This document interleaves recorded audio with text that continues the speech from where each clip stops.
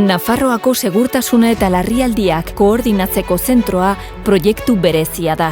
Espazio bakar batean bilduko ditu segurtasun eta larrialdietako zerbitzu nagusiak Nafarroan. Helburu nagusia du larrialdietako koordinazioa indartzea, baliabideen erabilera optimizatzea eta erantzun bizkor eta eraginkorra ematea gizarteko eta ingurumeneko erronka berriei.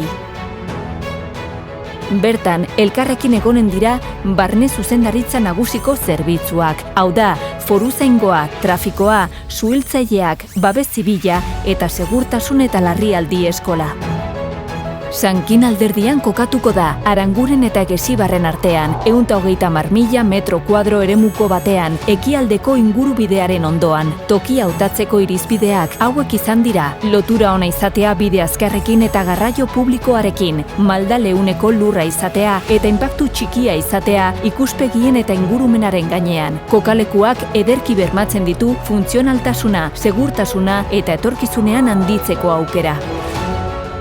Gainera, leku aldatzearekin libre geratuko dira Iruñerriko zenbait espazio estrategiko.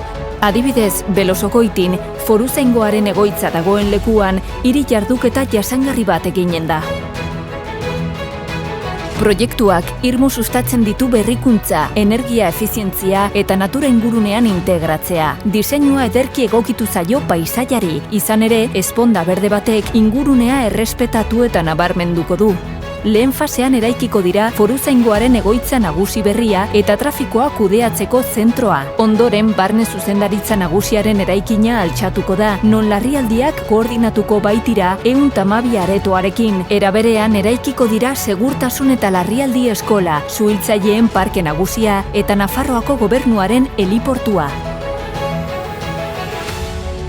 Koordinazio zentroa erreferentzia importantea izanen da larrialdien eta segurtasun publikoaren kudeaketan. Proiektu honi esker, Nafarroak eraginkortasunez eta lasterrago erantzunen du. Urrats sendoa da gure komunitatea ederki prestatuta eta etorkizunarekin konektatuta egon dadin eta seguruagoa izan dadin.